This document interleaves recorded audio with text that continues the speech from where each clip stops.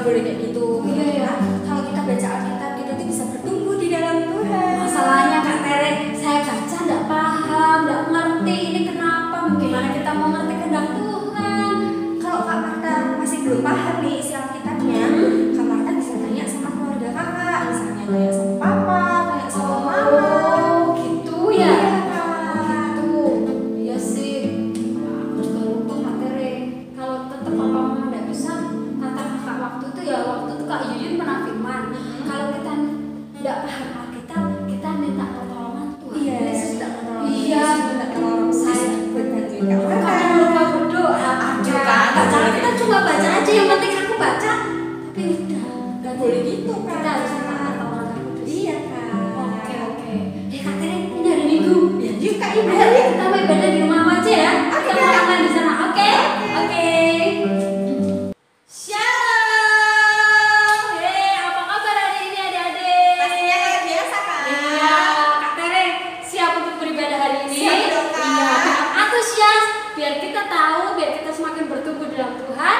Kita mau ibadah yang sungguh-sungguh ya Kak Iya, Tere ya, Kak. nggak main-main lagi. Oke, mari kita mau berdoa ya. Oke, Kak Tere yang berdoa. Yuk, adik-adik kita mau berdoa. Tuhan Yesus, terima kasih Tuhan untuk berkat-Mu, untuk kasih setiamu Tuhan yang gak pernah berubah Tuhan dalam hidup kami. Tuhan, sembilan kami akan mulai ibadah hari ini. Tuhan yang memberkati supaya semuanya bisa berjalan dengan lancar ya Bapak. Terima kasih Tuhan. Semua yang kami serahkan dalam tangan-Mu Tuhan, hanya di dalam nama Tuhan Yesus Kristus. Haleluya. Amin. Oke, mari Kak Tere, kita siap untuk memuji Tuhan. Siap. Oke, kita mau nyanyikan lagu Biur Biur Biur benih ditabur ya. Yuk.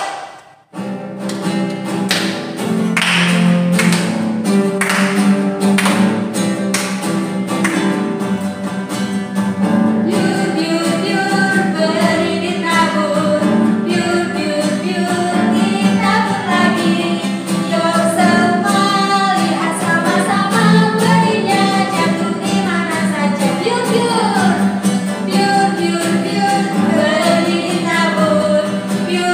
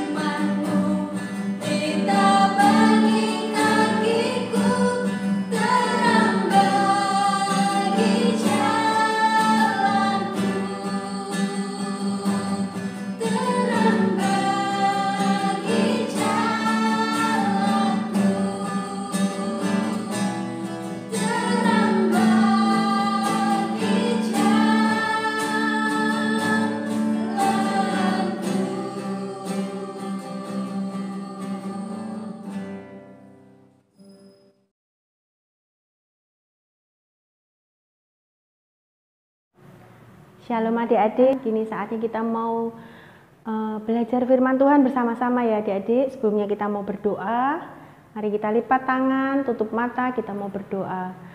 Tuhan Yesus, terima kasih untuk pagi hari ini Tuhan. Kami sudah menyanyi, memuji Engkau, dan sebentar kami mau belajar firman Tuhan. Kami berdoa Tuhan supaya Roh Kudus mengurapi hati kami, pikiran kami, juga diberikan ketenangan untuk adik-adik semua yang ada di rumah supaya mereka fokus untuk mendengarkan dan belajar firman Tuhan. Mari Roh Kudus berikan hati yang selalu haus akan Engkau supaya apa yang kami dengarkan pagi ini boleh membuat kami semakin mengenal Tuhan kami yang hidup. Terima kasih, di dalam nama Tuhan Yesus kami mengucap syukur. Amin. Shalom adik-adik, bagaimana kabarnya? Kak Yuni berdoa adik-adik sehat semua ya di rumah ya. Hari ini kita mau belajar sebagian firman Tuhan. Firman Tuhan hari ini diberi judul menjadi pelaku kebenaran ya. Kak Yuni mau cerita ya adik-adik ya. Dari firman yang akan kita pelajari, kita mau belajar tentang seorang gadis kecil, budak Naaman, yang berani bersaksi. Ada adik-adik yang sudah pernah dengar cerita itu, atau yang sudah pernah mungkin di sekolah minggu mendengarkan cerita tentang gadis kecil budak Naaman? Mungkin ada ya. Yuk kita mau mengingat lagi cerita tentang itu. Kak Yuni mau cerita tentang seorang gadis kecil yang menjadi budak. Adik-adik tahu enggak apa itu budak? Apa itu pelayan ya? Budak atau pelayan? Kalau pada zaman dahulu, seorang budak itu seperti mungkin yang sekarang mungkin seperti seorang pelayan ya. Mereka harus bekerja pada keluarga tertentu, tetapi kalau budak itu mereka tidak punya kebebasan ya. Seperti sekarang pelayan itu dia bisa pergi kemana saja dengan izin dari tuannya. Tapi kalau seorang budak itu dia punya keterikatan yang mau tidak mau dia harus bekerja terus. Dari pagi mungkin sampai malam. Nah, yang mau Kak Yuni ceritakan adalah gadis kecil ini dia berasal dari negeri yang jauh ya, dari Israel. Jadi dikisahkan bahwa negeri Israel berperang dengan kerajaan Aram. Lalu pada peperangan itu Israel menderita kekalahan dan kemenangan diperoleh oleh kerajaan Aram yang pada saat itu dipimpin oleh seorang panglima perang yang bernama Naaman. Pada kejadian itu, dengan peperangan yang diperoleh, kemenangan yang diperoleh oleh Naaman dari kerajaan Aram, mereka membawa pulang tawanan-tawanan dari Israel, termasuk salah satunya adalah gadis kecil itu. Nah, gadis kecil itu dibawa ke kerajaan Aram ya. Gadis kecil itu dibawa ke kerajaan Aram dan dia harus bekerja pada keluarga Naaman. Dia harus melayani istri dari Naaman ya. Dia dijadikan budak di situ. Nah, dikatakan di situ ya adik-adik ya, tuan dari gadis kecil itu adalah panglima perang yang tadi berperang dengan Israel, daerah di mana gadis kecil itu berada ya. Nah, Naaman itu seorang yang terpandang dikatakan di situ. Dia adalah panglima perang yang dikagumi banyak orang, terpandang. Bahkan firman Tuhan katakan dia dikasihi oleh tuannya, oleh rajanya. Juga dikatakan di firman Tuhan, oleh karena Naaman, maka Tuhan memberikan kemenangan kepada kerajaan Aram, ya. Jadi pada saat itu keadaannya mungkin Naaman itu hebat lah adik-adik ya. Dia punya ketenaran, dia punya terpandang, pokoknya dia orang yang dikagumi di situ. Tetapi adik-adik, dari keadaan Naaman yang begitu hebat, ternyata Naaman itu punya satu kelemahan ya. Dikatakan di firman Tuhan, Naaman menderita sakit kusta. Mungkin adik-adik tahu ya, sakit kusta itu apa ya? Pernah dengar ya di cerita-cerita Alkitab ya. Sakit kusta. Sakit kusta itu di sekujur tubuhnya dikatakan dia berbeda dengan kulit yang sehat ya adik-adik ya. Mungkin dikatakan di situ mungkin kulitnya putih-putih dan sakit kusta itu sakit yang menyeramkan adik-adik. Jarang sekali untuk bisa sembuh, bahkan bisa berujung kepada kematian. Nah, keadaan Naaman yang sakit kusta itu tentunya membuat keluarga Naaman sedih, istrinya sedih, dan raja dari kerajaan Aram itu mengetahui dan dia juga sedih ya melihat panglimanya sakit kusta. Sakit kusta itu pada zaman dulu sesuatu yang menakutkan ya, sesuatu yang menyeramkan pokoknya. Keadaan itu ternyata didengar oleh gadis kecil tadi yang bekerja di keluarga Naaman adik-adik. Gadis kecil tadi mendengar bahwa tuannya Naaman menderita sakit kusta. Kira-kira kalau menurut adik-adik, seorang budak ya, seorang tawanan ya, mendengar tuannya yang membawa dia dari negerinya datang ke Aram sakit kusta. Kalau menurut pikiran kita, apa yang dipikirkan gadis kecil itu? Apakah dia akan mengatai dia, ya apakah dia akan senang melihat tuannya yang membawa dia jadi tawanan ya, dengan keadaannya yang sakit? Mungkin kalau secara manusia, orang yang sudah ditawan ya adik-adik ya, ditawan dibawa dari negerinya secara paksa, mungkin dia merasa nggak suka dengan orang yang menawan dia ya. Tapi di luar dugaan, ternyata gadis kecil ini punya pemikiran yang berbeda. Ya, yuk sekarang kita baca di ayatnya ya adik-adik ya. Kita buka Alkitabnya, adik-adik sudah bawa Alkitab belum? Kita buka Alkitabnya ya. Ada di 2 Raja-Raja 5. 2 Raja-Raja 5. Kak Yuni bacakan ya, judul perikopnya Naaman disembuhkan. Naaman panglima Raja Aram adalah seorang terpandang di hadapan tuannya dan sangat disayangi, sebab oleh dia Tuhan telah memberikan kemenangan kepada orang Aram. Tetapi orang itu seorang pahlawan tentara sakit kusta. Orang Aram pernah keluar bergerombolan dan membawa tertawan seorang anak perempuan dari negeri Israel. Ia menjadi pelayan pada istri Naaman, ya. Maksudnya gadis kecil tadi ya, adik-adik ya. Lalu di ayat 3, berkatalah gadis itu kepada nyonyanya, sekiranya tuanku menghadap nabi yang di Samaria, maka tentulah nabi itu akan menyembuhkan dia dari penyakitnya.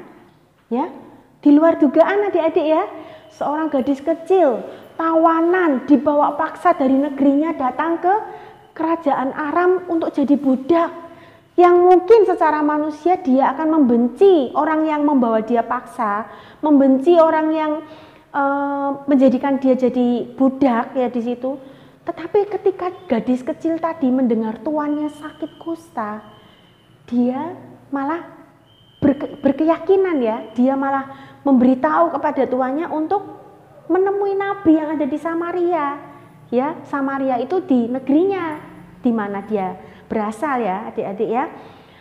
Rupanya gadis kecil ini meskipun dia masih kecil, mungkin umurnya sama seperti adik-adik yang di rumah ya, dia masih kecil, tapi keadaan pada saat itu membawa dia harus menjadi tawanan dan menjadi budak di keluarga Naaman. Gadis kecil ini ternyata punya keterikatan yang kuat di negerinya, yaitu di Israel ya. Mungkin sebelum dia jadi tawanan ya adik-adik ya, dia juga ikut sekolah minggu sama seperti adik-adik. Di rumahnya di negeri Israel dia sering mendengarkan firman Tuhan. Dia mungkin mendengarkan dari ayah atau ibunya ya. Dia belajar firman Tuhan di sana. Dan dia diajar untuk mengenal Allah Israel, Allah yang selama ini dia sembah. Dari situ muncullah imannya ya adik-adik ya, meskipun dia masih kecil, tapi dari kecil adik-adik dia sudah mendengarkan firman Tuhan. Sama seperti adik-adik dari kecil mendengarkan firman Tuhan, firman itu akan bertumbuh dalam hidupnya dan membuat dia menjadi gadis kecil yang beriman ya. Dia tahu betul bahwa Allah yang dia sembah itu Allah yang hebat, Allah yang bisa menyembuhkan setiap penyakit ya. Nah, dari kehidupannya yang dulu waktu dia di Israel itu rupanya membuat gadis kecil ini ketika mendengar tuannya sakit kusta, membuat imannya itu muncul adik-adik.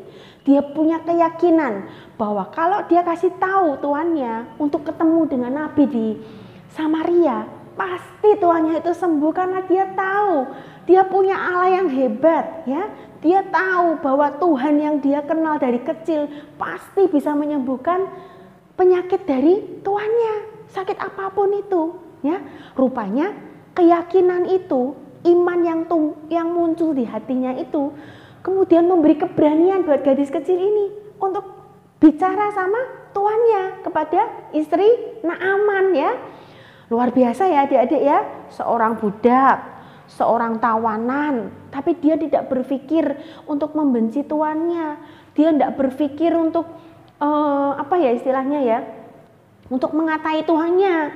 Tapi sebaliknya adik-adik, dia punya belas kasihan, dia merasa kasihan sama tuannya karena tuannya itu sakit parah, sakit kusta ya.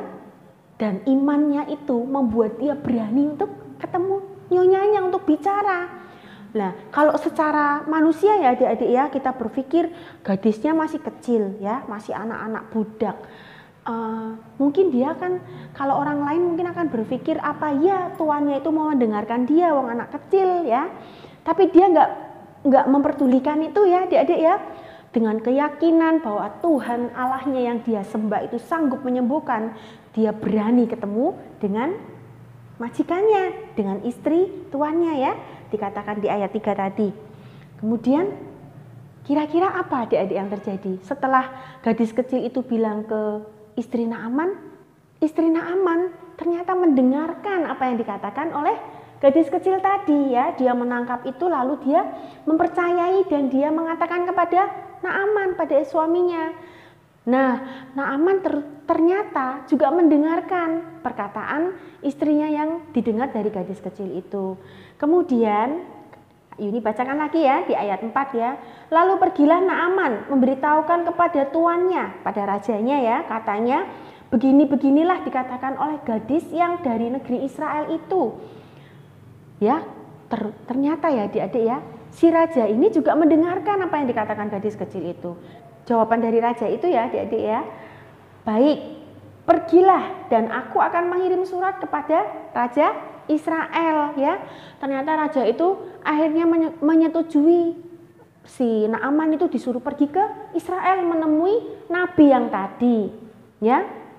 Singkat cerita ya adik-adik ya, akhirnya Naaman pergi ke Israel. Naaman pergi ke Israel dan dia membawa surat dari rajanya, bertemu dengan raja Israel. Lalu raja Israel menerima surat itu dan peristiwa itu didengar oleh nabi yang ada di Samaria. Lalu nabi itu mengirim pesan supaya Naaman menemui dia di Samaria. Si nabi itu ditemui oleh Naaman. Tapi ternyata Nabi Elisa ya, namanya nabi itu bernama Elisa. Nabi Elisa tidak menemui secara langsung Naaman. Dia hanya menyuruh abdinya saja, sana bilang sama Naaman untuk mandi di Sungai Yordan 7 kali ya, supaya dia mencelupkan diri di sana. Ya, suruh mandi di Sungai Yordan 7 kali. Lalu apa yang kira-kira yang dilakukan Naaman adik-adik? Naaman pertamanya begitu mendengar itu dia marah. Saya datang dari negeri yang jauh, dari Aram ya, sampai sini kok suruh mandi di Sungai Yordan ya, kenapa nggak suruh mandi di sungai yang lebih bagus? Tapi reaksi Naaman ini dilihat oleh tentaranya, oleh pasukannya ya. Pasukannya itu bilang ke Naaman, kenapa Tuhan nggak mau melakukan, apa yang disuruhnya itu gampang, cuman mandi aja Tuhan, apa susahnya?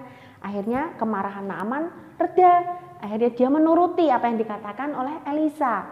Dia pergi ke Sungai Yordan dan dia mencelupkan diri 7 kali. Ketika sudah mencelupkan sampai ke 7 kali, apa yang terjadi adik-adik? Tubuhnya jadi tahir, jadi bersih, kulitnya jadi bagus, jadi muda lagi dikatakan di situ ya. Dia jadi sembuh, ya seneng sekali adik-adik. Nah, setelah itu Naaman kembali lagi ke Elisa. Dia berterima kasih. Singkat cerita, apa yang sudah dialami Naaman itu membuat Naaman akhirnya berkata demikian adik-adik. Sekarang aku tahu bahwa di seluruh bumi tidak ada Allah kecuali di Israel. Ya, peristiwa mujizat kesembuhan Naaman itu membuat dia beriman, dia percaya kepada Allah Israel yang sudah menyembuhkan dia ya adik-adik ya. Kemudian dari hal itu membuat Naaman berjanji ya, bahwa dikatakan di situ bahwa hambamu ini, maksudnya Naaman, tidak lagi akan mempersembahkan korban bakaran atau korban sembelihan kepada ilah lain kecuali kepada Tuhan ya. Adik-adik bisa melihat ini, apa yang dilakukan gadis kecil itu memberitahukan kepada Naaman sehingga Naaman menerima kesembuhan melalui Elisa ya. Dari kesembuhan itu membuat seorang Naaman, panglima tentara Aram yang disegani, yang dihormati, dia kemudian percaya kepada Allah. Dia memiliki iman kepada Allah, dia membuktikan bahwa Allah Israel adalah Allah yang hebat, Allah yang penyembuh ya, yang membuat dia berjanji juga tidak akan mempersembahkan persembahan kepada ilah lain, tapi dia akan mempersembahkan kepada Allah Israel. Luar biasa ya adik-adik ya. Dari sini, dari cerita ini, Kak Yuni mau sampaikan bahwa apa yang dilakukan gadis kecil itu, keberanian dia untuk berbicara kepada istri Naaman, tuannya, membuat seorang panglima Aram mempercayai Allah Israel. Ya, membuat seorang panglima Aram jadi bertobat. Dia jadi mau mempersembahkan seluruh persembahannya untuk Allah Israel. Luar biasa ya adik-adik ya. Hanya dengan gadis kecil itu membuat seorang panglima yang hebat di negeri itu jadi bertobat, jadi percaya kepada Allah Israel. Ya, luar biasa ya. Adik-adik bisa menangkap ini kan, bahwa Tuhan ternyata bisa membuat apapun yang Tuhan rencanakan itu bisa terjadi meskipun lewat seorang gadis kecil. Betul nggak adik-adik ya? Bahkan adik-adik yang di rumah meskipun masih kecil, adik-adik juga bisa jadi alat Tuhan, dipakai oleh Tuhan ya. Dari contohnya ini tadi, dari anak kecil ini, gadis kecil ini ya adik-adik ya. Adik-adik belajar dari gadis kecil ini. Meskipun dia jadi tawanan dalam keadaan seperti itu, dia punya keberanian untuk memberitakan kebenaran bahwa Allah Israel, Allah yang hebat yang bisa menyembuhkan. Ya, adik-adik ya, belajar ya pagi ini ya. Kita mau melihat bahwa meskipun keberadaan kita masih kecil, kalau kita punya Allah yang hebat, Tuhan Yesus Kristus bisa membuat kita jadi alatnya Tuhan, jadi alat kebenaran, jadi penyampai kebenaran dimanapun adik-adik berada ya. Seperti judul dari renungan firman Tuhan hari ini, pelaku kebenaran ya. Dari cerita yang sudah didengar adik-adik ini, Tuhan ingin memakai kita menjadi alatnya ya adik-adik ya. Dimanapun kita ada, berapapun umur kita, apapun keadaan kita, mau cowok, mau cewek, masih kecil atau masih sudah besar, kalau kita punya Tuhan, kita bisa menjadi alatnya Tuhan, dipakai oleh Tuhan untuk memenangkan jiwa ya, seperti gadis kecil tadi. Lalu apa? Kita mengerti bahwa apa yang kita lakukan itu berguna untuk Tuhan, untuk sesama ya. Kita hidup kita ini ya adik-adik ya, punya tujuan. Sebetulnya mungkin ada sebagian dari adik-adik yang mungkin udah agak gede ya, pernah mikir ya, dulu Kak Yuni waktu masih agak mudaan ya, pernah Kak Yuni mikir, sebetulnya Kak Yuni hidup itu untuk apa ya? Ya, setelah kita kenal Tuhan lebih lama, kita akan tahu bahwa ternyata hidup kita itu punya tujuan. Kita mau menjadi kepanjangan tangan Tuhan. Kita mau hidup berguna buat sesama kita dan terutama buat Tuhan. Menjadi bekal ya buat adik-adik nanti, adik-adik dewasa tetap mengingat bahwa kita punya Allah yang hebat, punya Allah yang luar biasa, yang bisa menolong kita dalam keadaan apapun yang tidak terpikirkan oleh kita ya, yang tidak pernah ada dalam hati kita. Apa itu yang akan terjadi? tapi Tuhan itu punya rancangan yang indah buat adik-adik. Tetap semangat ya adik-adik ya. Ya, dan ayat firman Tuhan hari ini diambil dari Mazmur 26 ayat 3 ya. Sebab mataku tertuju pada kasih setiamu dan aku hidup di dalam kebenaranmu. Adik-adik tetap semangat, tetap setia, tetap memelihara sukacita ya. Keadaan apapun tetap bersemangat di dalam Tuhan. Oke? Tuhan Yesus memberkati. Shalom adik-adik. Baca kitab suci, doa tiap hari kalau mau tumbuh, kalau mau tumbuh, kalau mau tumbuh. Baca kitab suci, doa tiap hari kalau mau. Ya adik-adik, kita mau akhiri ibadah kita hari ini, kita mau bangkit berdiri, kita mau berdoa.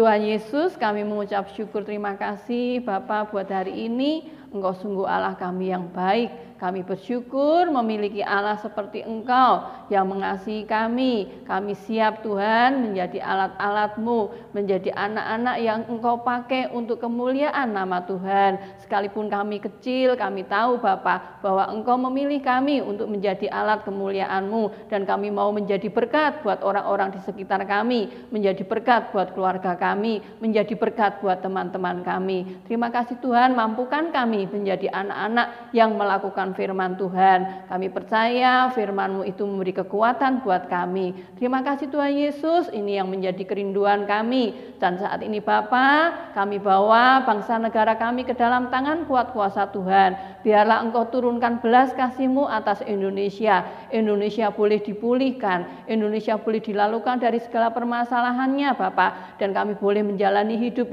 kembali seperti sedia kala Bapa. Terima kasih Tuhan Yesus, berkati Bapak Presiden Jokowi, seluruh menteri, staf jajarannya, beri mereka kesehatan kekuatan yang dari Tuhan. Jika Engkau sudah tetapkan mereka untuk memerintah bangsa negara ini Bapa, mari Tuhan, Engkau sendiri akan berikan hikmat akal budi buat mereka, sehingga mereka boleh menjalankan pemerintahan ini dengan takut akan Tuhan, dan setiap kebijakan yang mereka ambil itu mendatangkan kebaikan buat kami Bapa. Kami percaya Engkau sendiri akan pegang kendali atas Indonesia, atas pemerintahan bangsa negara kami. Dan kami juga berdoa buat tim medis yang berjuang di garis depan. Engkau yang akan memberkati mereka semua, memberikan mereka kekebalan yang sempurna, sehingga mereka boleh bekerja dengan baik, dan segala apa yang mereka butuhkan, kami percaya Tuhan, Engkau yang akan menyediakan tepat pada waktunya, sehingga mereka boleh bekerja dengan baik, dengan terlindungi secara sempurna. Terima kasih Tuhan Yesus, ini yang menjadi kerinduan kami. Dan saat ini Bapa, kami juga mau terima berkat yang dari Tuhan, kasih sayang, damai sejahtera, sukacita yang dari Tuhan menyertai kami semua Bapa. Dan kami terima semua berkat yang dari Tuhan hanya di dalam nama Tuhan kami Yesus Kristus. Haleluya. Amin.